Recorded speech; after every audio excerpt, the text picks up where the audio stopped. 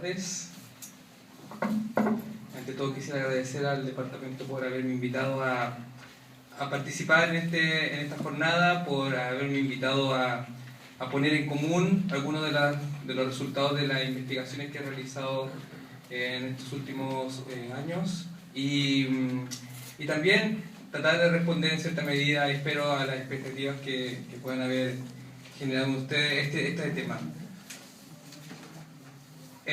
Iba a empezar de otra forma, pero después de escuchar al padre Alejandro y me presentó, me surgieron tres ideas que creo que pueden enlazarse después con el tema de la integración de las TIC. En primer lugar, una duda que me surgió, que yo creo que es normal y que siempre lo hacemos. Y cuando entramos se nos pide que apaguemos el teléfono. Yo creo que la mayoría no lo apagó, lo puso en silencio. Pero es una invitación a apagar el teléfono. Y uno podría pensar en las aulas, cuando entran los estudiantes con sus equipos, ¿le vamos a pedir que apaguen los teléfonos o le vamos a pedir que los mantengan encendidos?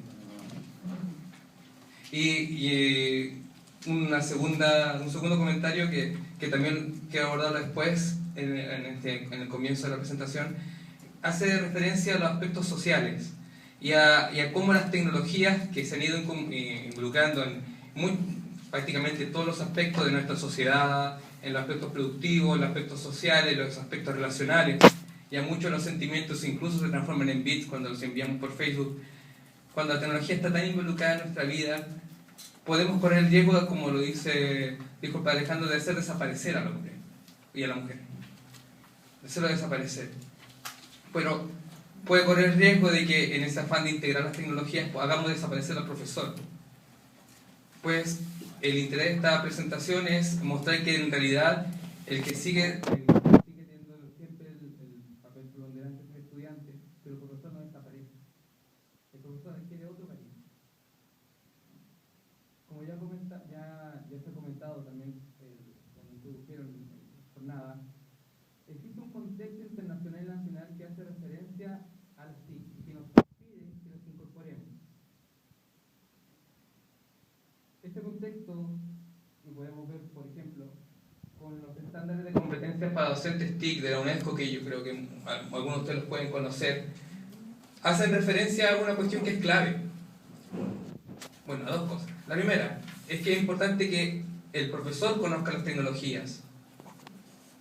Y en segundo ámbito, que hayan políticas que permitan esta implementación.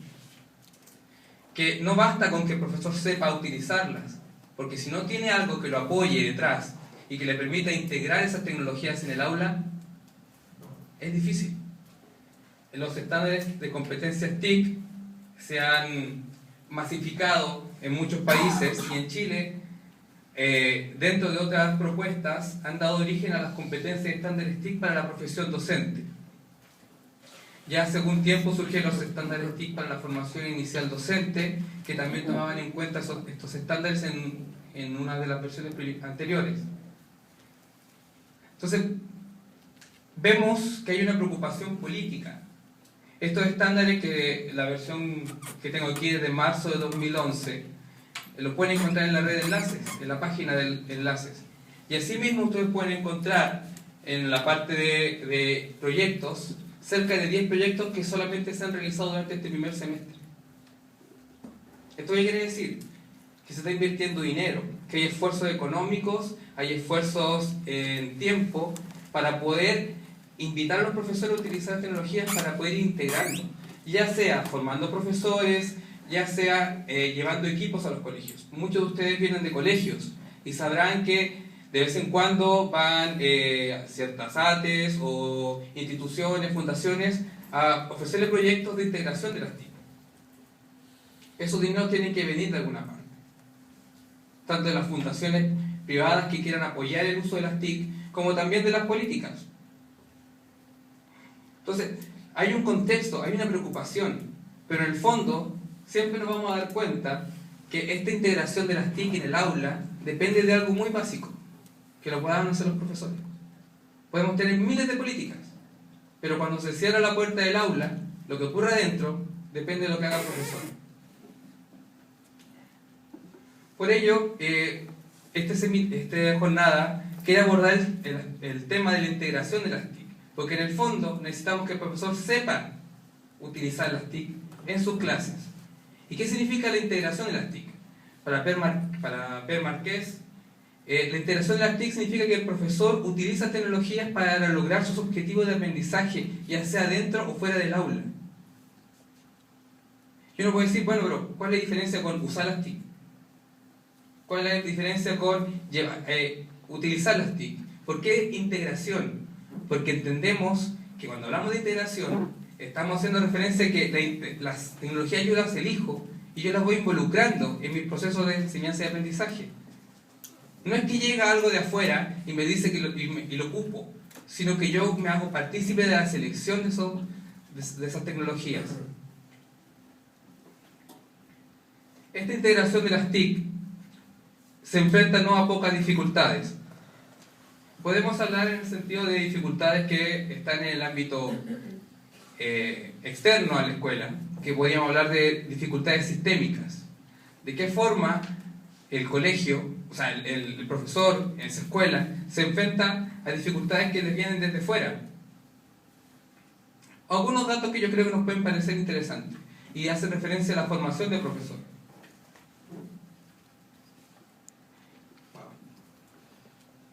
Si revisamos las mallas de la mayor parte de las carreras de pedagogía en Chile, este es un estudio hecho con cerca del 95% de las mallas de pedagogía existentes, activas, o sea, que estaban en funcionamiento el año pasado, al segundo semestre del año pasado, observamos que, por ejemplo, en matemáticas, el 76% de las carreras tiene al menos una asignatura TIC.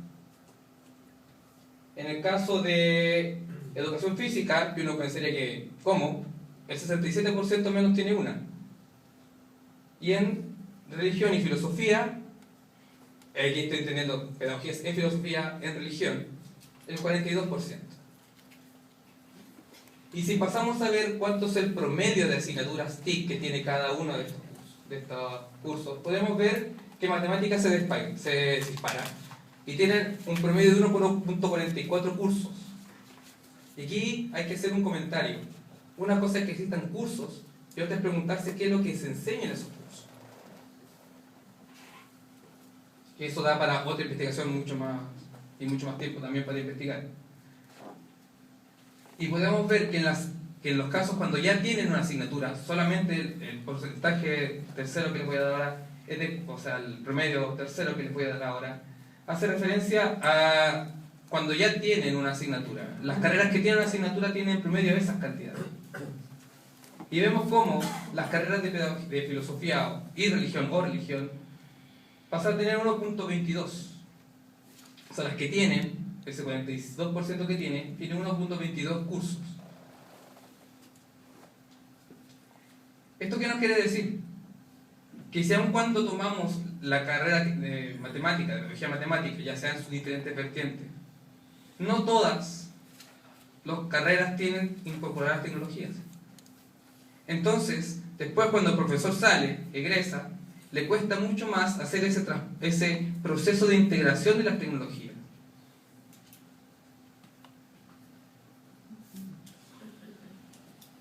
También existen dificultades en la escuela, y yo creo que muchos de ustedes las deben conocer. Vamos a ver algunos datos. Por ejemplo, son datos tomados del Censo Nacional de Tecnología en las escuelas, y vemos el total de computadores comparados entre el año 2009 y 2012. Y vemos que se nota claramente que se ha duplicado la cantidad de computadores en los colegios, ya sea el total de computadores o el total de computadores destinados al uso de los estudiantes, porque eso también es una diferencia. Yo puedo tener en el colegio 20 computadores, pero pueden ser 15 para los profesores y 5 para el estudiante. Y el ratio de estudiantes por computador ha disminuido. Debo detener un poco esto. Esta dificultad en la escuela, ya, supongamos que tenemos los equipos, pero existen otras dificultades. ¿Se da el tiempo para el profesor para utilizar las TIC? ¿Existen espacios realmente para utilizar las TIC? ¿El laboratorio ¿Es realmente un laboratorio de computación? ¿Las salas de clase tienen computadores? Si los estudiantes en un momento deciden todos llevar sus computadores, ¿existe la conexión a internet suficiente para que la reciben todos los computadores? ¿O van a estar navegando con una velocidad peor que la de un teléfono celular? ¿Tenemos los equipos, tenemos la infraestructura suficiente? Y más aún, ¿tenemos el interés de que el profesor las lleve a cabo? ¿Le estamos dando horas al profesor para que se forme en esto? ¿Le estamos facilitando la planificación con las tecnologías? Y un tercer nivel de dificultades es propiamente tal las dificultades individuales. Y en esto nos vamos a centrar principalmente. ¿Qué hacen los profesores? Supongamos que van a preparar clases. Estos son datos de comparativo entre 2009 y 2012 de este mismo censo. Actualmente, el 60% de los profesores reconoce que busca recursos en Internet. Y eso yo creo que todos lo sabemos que se hace así, que alguien quiere buscar una fotografía, un PowerPoint, una presentación, o un documento, casi todos accedemos a Internet y lo buscamos ahí. Planificamos utilizando el computador un 44%, pero diseñar recursos solamente un 5%. Aumentó la cantidad de personas que descargan, pero disminuyó las personas que crean. Esto nos debe hacer pensar, bueno, o sea, el profesor, ¿qué es lo que hace principalmente? Cuando hace sus guías, cuando hace sus trabajos, los publica, los pone a disposición de otras personas. Todos, cuando planificamos, creamos recursos, pero ¿lo publicamos? ¿Se hace conocido el trabajo que estamos haciendo? ¿O ocurre, por el contrario, de que nos tendemos a bajar información, a recibir recursos, pero no crear por nosotros mismos? ¿Y qué nos impide hacer eso?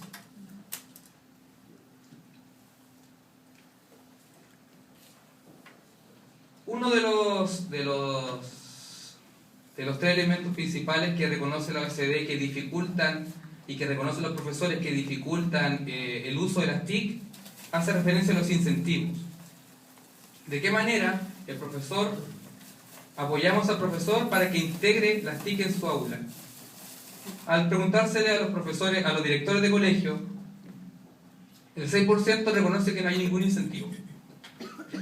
No hay forma, ese director no acompaña a sus profesores para que integren las TIC. Sin embargo, el 11% reconoce que entrega más horas para planificar o preparar materiales. Un 11%. Algo es algo. Y la mayoría lo que hace es designar equipos.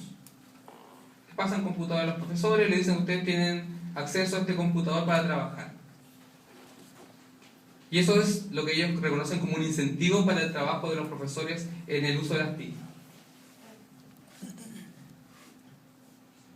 Entonces, hemos visto que existen tres grandes niveles de dificultades. Podríamos ahondar muchísimo más en las dificultades que ocurren en el aula, porque hay cuestiones que aquí obviamente no consideramos, que son el comportamiento de los estudiantes, los tiempos, el currículum, por ejemplo, a nivel sistémico. El currículum, aunque ahora están haciendo cambios, el currículum nos ayuda, nos favorece la integración de las TIC en el aula. O hay que ser demasiado triquiñuelas o cambios, o empezar a dejar de considerar algunos aspectos, o simplemente no integrar las TIC porque no podemos abarcar todo el currículum durante el año.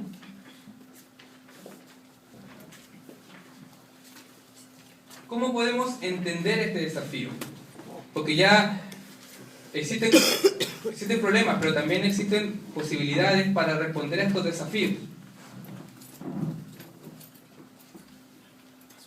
La primera, y a la cual hace referencia muchas investigaciones referentes a la actitud hacia las TIC, es que tiene que haber un cambio de actitud. Tenemos que mirar las TIC de otra forma, mirar lo que estamos haciendo de otra forma, y también reconocer las propias actitudes que tenemos hacia esa tecnología. Y hay dos conceptos que son fundamentales. El primer concepto es autoeficacia. El profesor tiene que reconocerse capaz de realizar tareas. Si el profesor no reconoce que puede hacer algo con las tecnologías, no lo va a hacer. ¿Por qué va a hacer algo? ¿Por qué va a cambiar lo que hace bien por algo que no sabe que hace bien? Entonces se necesita un cambio de actitud. Y aparejado a este cambio de actitud está la expectativa de esfuerzo. Si yo me doy cuenta que lo que estoy haciendo hasta el momento me resulta bien, y que no me requiere mayor trabajo continuar con lo que estoy haciendo, ¿por qué me voy a involucrar en algo que siento que va a ser mucho más carga de horas, mucho más carga laboral, mucho más preocupación? En cambio, si yo me doy cuenta que ese esfuerzo, que en un principio puede ser mayor, pero que después con el tiempo disminuye, vale la pena, y que ese esfuerzo que voy a realizar me va a conducir al mejor aprendizaje de mi estudiante, bueno, cambia mi actitud. Veo que las cosas pueden ser distintas. Por lo cual, si me doy cuenta, en resumen, que lo puedo hacer bien, y que además ese esfuerzo que voy a hacer vale la pena, eso puede generar un cambio para que el profesor sí pueda integrar las tecnologías. Pero sabemos que esto no es solamente así. No solamente que yo cambie mi actitud. Tiene que haber otras cosas que estén relacionadas con esto. Y una cuestión que es fundamental y que marca posiblemente muchos de los usos que se hacen de la tecnología en el aula, ¿cuáles son las creencias sobre el aprendizaje? Aquí vamos a simplificar porque siempre hay diferentes corrientes, pero simplifiquemos. Por un lado están los profesores que transmiten, y por el otro lado están los profesores que realizan actividades constructivistas. O sea, el transmisor y el constructor, por decirle algún nombre. ¿Qué tipo de actividades creen que puede realizar el que transmite, a diferencia del que le gusta que sus estudiantes logren construir su conocimiento? Son distintos.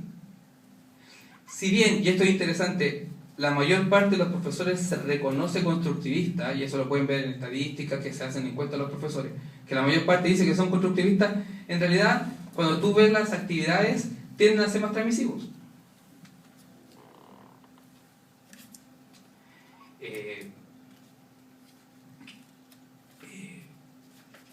Se me olvidó el nombre del profesor. Decía que en realidad todos los profesores vamos a seguir siendo transmisores. Aunque nos digan que nuestro rol como docentes es gestionar el aula, gestionar el aprendizaje de los estudiantes, siempre vamos a seguir teniendo un espacio de transmisión. Pues bien, veamos este tipo de actividades que van creando los estudiantes. Un comentario con respecto a las creencias. Skinner ya trabajó con tecnologías en su época. Y en su época él creó una máquina que consistía en presionar un botón y la máquina le decía si la respuesta estaba buena o estaba mal. Él tenía esa creencia. Él, por llamarlo de una forma, él entendía que el aprendizaje se producía de cierta forma y le dio una máquina que respondía a esa perspectiva sobre el aprendizaje. Hay otros autores más modernos que hablan del conectivismo, que es una corriente que algunos dicen que es una teoría del aprendizaje y otros dicen que no, pero supone que el aprendizaje está interconectado, que es el resultado de la conexión de diferentes nodos, que en el fondo es lo que sabe usted, con lo que sabe usted, con lo que me puede recibir entregar la computadora, con lo que leo, lo que escucho en la radio o lo que leo en internet. Son diferentes. La conexión de esos diferentes nodos produce el aprendizaje. Y él propone múltiples actividades, la persona que propone esta teoría, que le permiten trabajar con las TIC. Entonces, al fondo de todo mi actuar docente en el aula, existen esas creencias que yo llevo a cabo. Yo los concretizo en algo. Si vemos, siguiendo con los datos de la encuesta, algunas de las actividades que realizan los profesores, podemos ver lo siguiente. En color azul, o bueno, gris, supone que debería ser gris, está lo que no se realiza nunca. y a su derecha se encuentra lo que se realiza siempre. La mayor parte de los profesores realiza siempre, comúnmente o siempre o casi siempre presentan información. O realizan que en tercer lugar sus estudiantes hacen presentaciones continuas. Pero si vamos acá abajo, en el último, cuando dice que los estudiantes se comunican con expertos, solamente lo hace el 1%. Diciendo que es totalmente factible, si uno lo hace con tiempo, se coordina bien, poder conectarse o relacionarse con algún experto. ¿Conocen ustedes no sé si se llama piloto, pero el astronauta de la NASA que enviaba sus fotos por Twitter? ¿La conocen? Que él, mientras recorría la Tierra en la estación espacial, sacaba fotos, las transmitía. Además grababa videos musicales. Pero una de las cosas que hacía era hacer charlas con estudiantes. Y estudiantes de México, ni siquiera de Estados Unidos. Se comunicaba con ellos. No sé si todos tenemos la posibilidad de contactarnos con un astronauta de la NASA en una nave espacial. Pero sí podemos hacer conexiones o relacionarnos con algún otro experto. En el penúltimo dice actividades colaborativas con estudiantes de otras escuelas. ¿Hacemos actividades colaborativas? Imagínense que se hacen actividades colaborativas con otras escuelas. He leído, por ejemplo, cuentos que se han creado en colegios de diferentes países. Y algunas de las partes se han escrito en inglés, lo cual implicaba que las hojas anteriores del cuento, que se iba transmitiendo de colegio en colegio, se tenía que traducir. Pero entre varios colegios construyeron una historia. Esas cosas se pueden hacer cuando tú sabes que existe una herramienta, pero tú también entiendes que lo que te preocupa son otras cosas. Y eso lo vamos a ver, espero que se alcancemos en las diapositivas finales. Pues bien, ¿qué es primordial entonces? Vimos recién actitud, cambiar la actitud. Ahora tenemos construir espacios. Construir los espacios y las condiciones para que el profesor pueda utilizar las TIC. ¿Esto qué implica? Dotar de equipos. Esto es fundamental. Nadie dice el último equipo que salió, ni la última tecnología, ni que todos sean en 3D. No. Computadores de 2-3 años son suficientemente factibles de utilizar. Pero no solo el computador, no solo el proyector. ¿Cuántos colegios cuentan con cámaras fotográficas para uso de los estudiantes? Hay una experiencia súper interesante de un pueblo pequeño en España, en que la profesora de lenguaje les pasa las cámaras a los estudiantes, o los estudiantes con sus teléfonos, y sacan fotos a los errores ortográficos que encuentran en la calle. ¿Qué es más significativo para el estudiante? ¿Que el profesor le diga lo que está mal o que él lo descubra? Y esas cosas no requieren ni grandes equipos, ni muchos gastos, solamente que el profesor vio una posibilidad. ¿Tienen cámaras? Bueno, aprovechemos que les gusta sacar fotos por todo, y hay algunas fotos que salen ellos hacia el lado del error ortográfico, pero pueden buscar errores que existen en la calle y los presentan. Y eso es una actividad que se puede realizar, y no necesita grandes equipos, no necesitan grandes cosas. Lo segundo, obviamente, es el tiempo. Para planificar, para llevar a cabo las tareas, e incluso para que se logren resultados, tienes que pedirle a tu colegio que, bueno, está bien, quizá ahora no me resultó todo lo que yo quería, bueno, denme un poquito de tiempo. La próxima vez que lo lleve a cabo va a funcionar. Lo tercero, flexibilidad. Hay que entender que posiblemente no van a funcionar la primera, y hay que entender que posiblemente no se van a lograr todos los resultados que se esperaban. Pero es importante darle el espacio al profesor para que sienta que pueda trabajar tranquilo. Bueno, que te demoraste en entregar la planificación que te faltó tal cosa, o que, ¿sabes qué? Tu prueba tiene que ser en papel solamente, y él quiere hacer la prueba en un documento online. Bueno, cambiemos un poco la visión. Y, por supuesto, un espacio de reflexión. ¿De qué se trata esto? Que se pueda reflexionar en el colegio sobre lo que se está haciendo. No hay peor consejero en ninguna... No, bueno, no peor, pero no hay un mal consejero que no sea... Oh, disculpen, me enredé.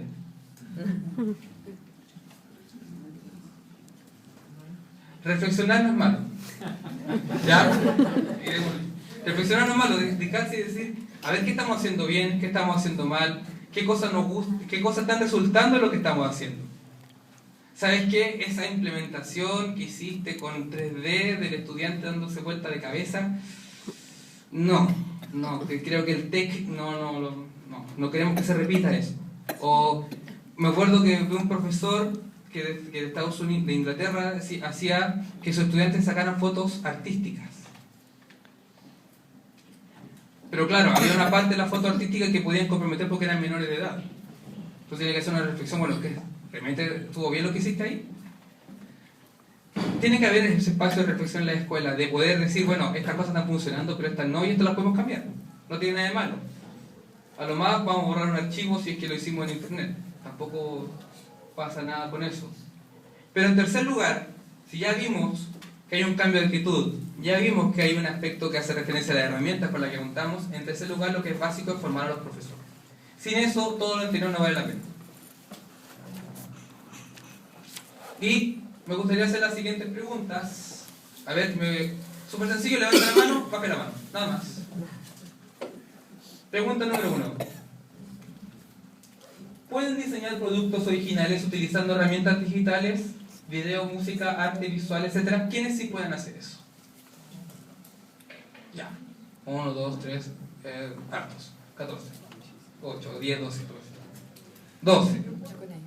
Pueden elaborar mensajes acordes a objetivos y audiencias diferentes para ser comunicados en al menos 2 medios digitales. ¿Quiénes?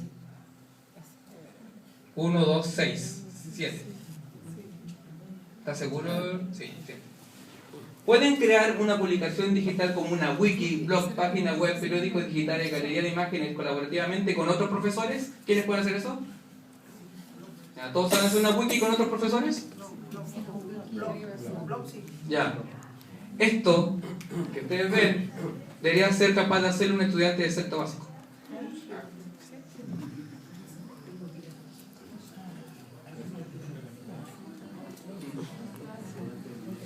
Quizás no todo entendemos, porque de verdad esto que está tomado de la matriz de habilidades TIC para el siglo XXI, que salió hace, creo que en febrero, quizás el lenguaje es muy raro, si después ya lo llevamos a la práctica, quizás todos pueden hacer algo de esto.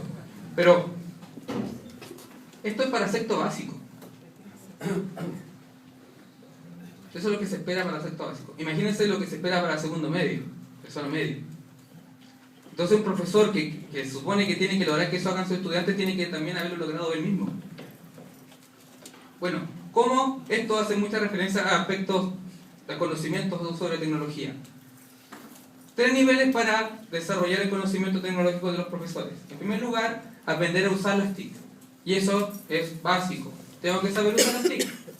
Tengo que saber usar ya sea Word, ya sea Prezi, ya sea la cámara fotográfica bien, la cámara de video. Tengo que aprender a usar las tecnologías.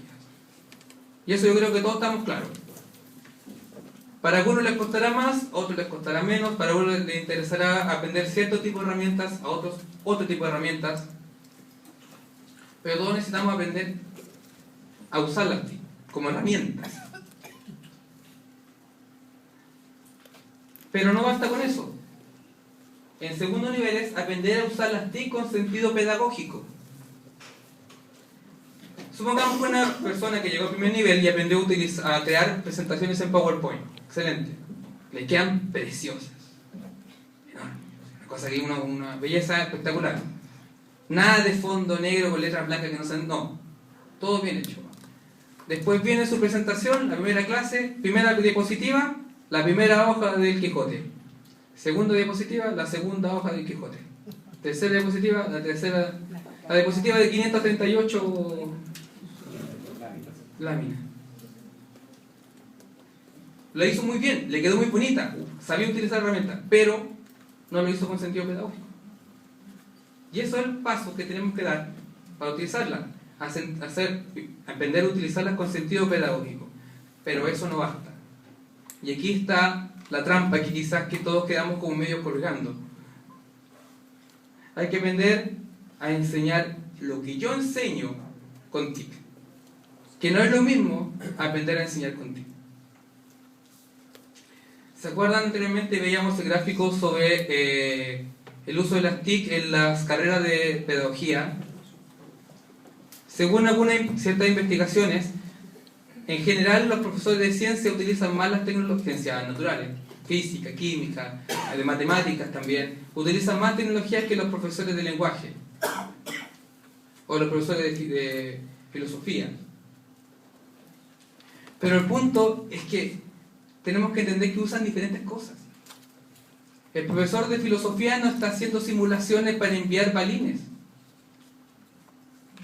No necesita calcular grandes valores. No necesita usar Excel. Pero en muchas de nuestras formaciones al profesor se le trata como profesor, como si fueran todos iguales. Como si el profesor de matemáticas fuera igual al profesor de filosofía. Como si el profesor de física tuviera las mismas necesidades que el profesor de educación física.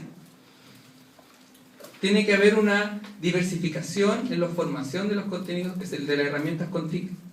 Los profesores que aprenden que necesitan usar herramientas para hacer simulaciones, para calcular grandes cantidades de datos, bueno, necesitan una formación diferenciada a la que necesita trabajar con su estudiante el desarrollo del lenguaje. Trabajo colaborativo en el texto. ¿Cuántas veces un profesor de matemáticas va a crear un diccionario online o una especie de Wikipedia sobre poetas?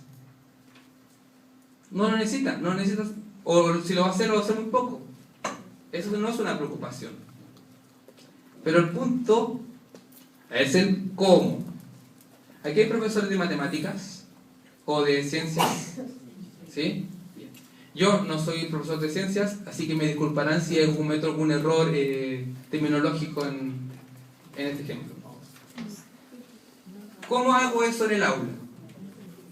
¿Cómo? Y se van a dar cuenta después con una reflexión que va a hacer después. En primer lugar, tengo que determinar cuál es mi objetivo de aprendizaje, ¿cierto?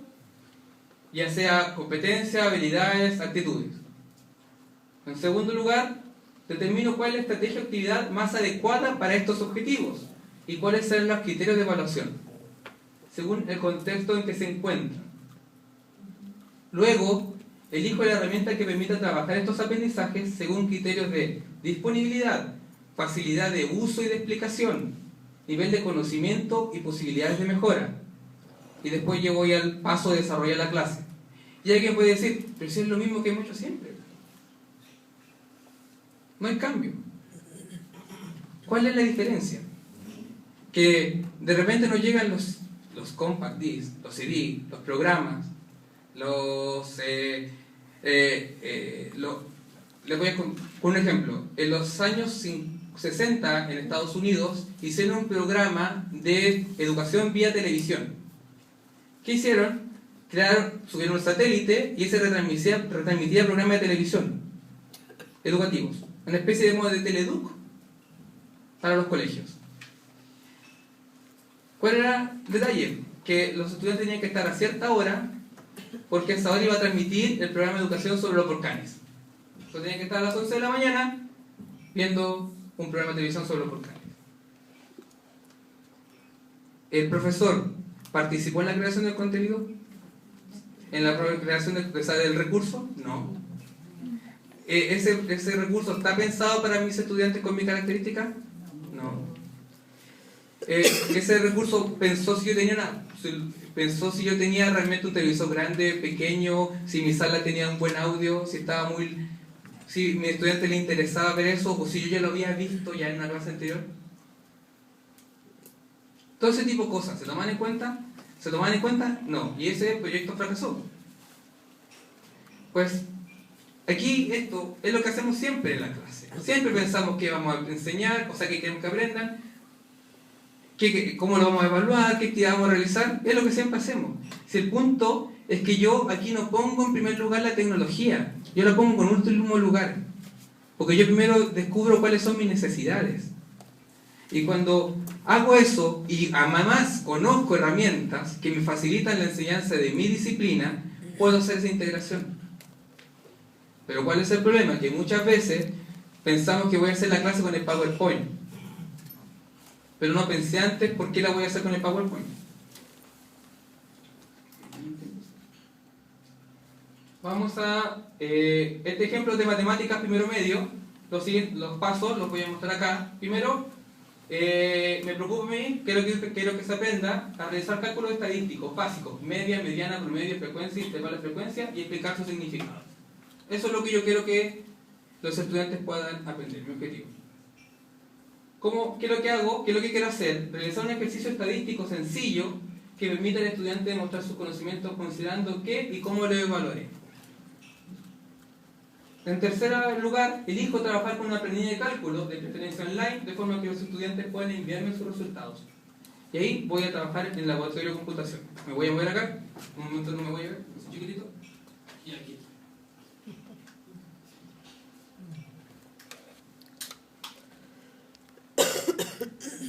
Lo voy a mostrar.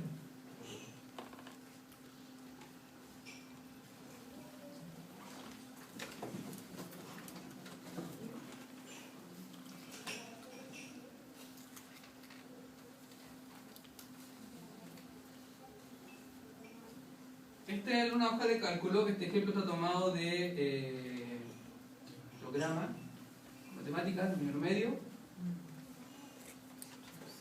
Este es el ejercicio. A un grupo de 45 fumadores de distintas edades se le consultó por la cantidad de años que llevan fumando. La tabla siguiente muestra la cantidad de años de cada uno de los encuestados. Tabla que está. La tenemos ahí.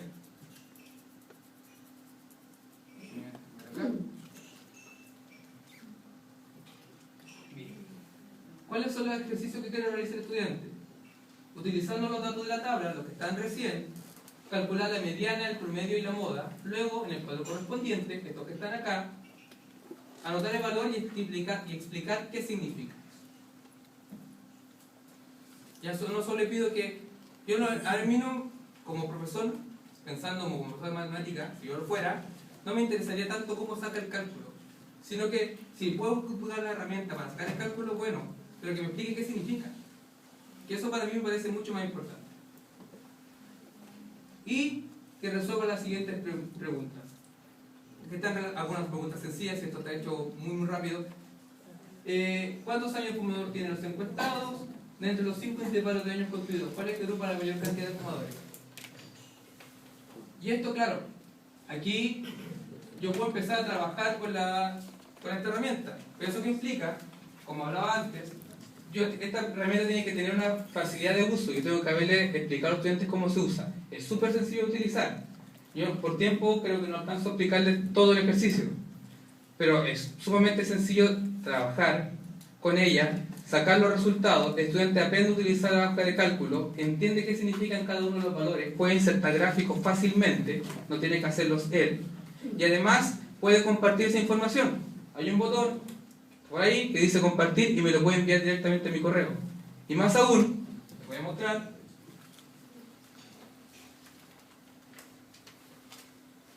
Puedo ver el historial de revisiones. ¿Qué quiere decir eso? Que puedo ver qué es lo que he ido haciendo.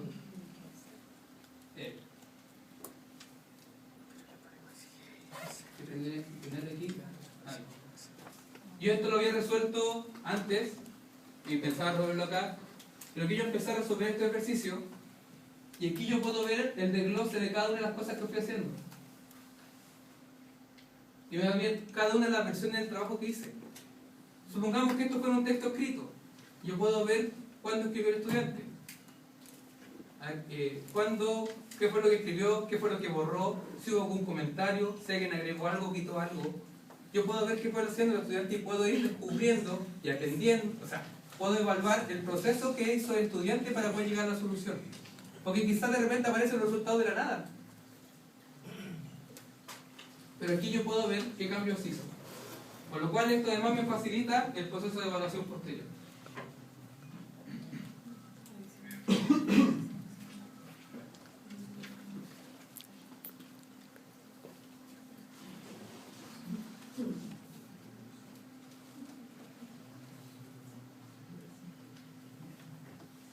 Bueno, a modo de esto habrá mucho más y hay muchísimos más ejemplos de tipo de actividades que se pueden hacer. Pero a modo de síntesis final, comentar lo siguiente, que La adopción de las TIC puede traer como consecuencia la integración de las mismas, entendiendo la adopción como el reconocimiento de que las TIC son importantes. Si yo reconozco, adopto las TIC, las adopto, después puedo integrarlas recién. En las instituciones, si la institución adopta las TIC, si se va creando una cultura digital, el profesor va a ser mucho más fácil que el profesor también las integre. Pero a ver, como este es una especie de espiral, en la medida en que los profesores vayan integrándolo, la cultura digital va a aumentar. Se va a profundizar en la cultura digital y van a poder seguir adoptando más tecnología. En segundo lugar, esta integración necesita del esfuerzo para concretar espacios y condiciones que permitan una cultura digital. Hay que hacer ese esfuerzo por crear los espacios. No basta con la intención de mandar un curso, no. Hay que crear los espacios, generar la instancia. Si enviamos a un profesor un curso, bueno, que él me ayude con otros profesores, etc. Y finalmente, uno de los aspectos claves es la formación de diferentes actores del sistema educativo, y en especial del profesor. Se necesita que el profesor se forme en el uso de las TIC, que aprenda a utilizar las herramientas concretas, pero también que aprenda a enseñar con sus propias herramientas, con las herramientas que le sirven para lo que él quiere enseñar. Y bueno, eso es en general algunos de los resultados de la investigación.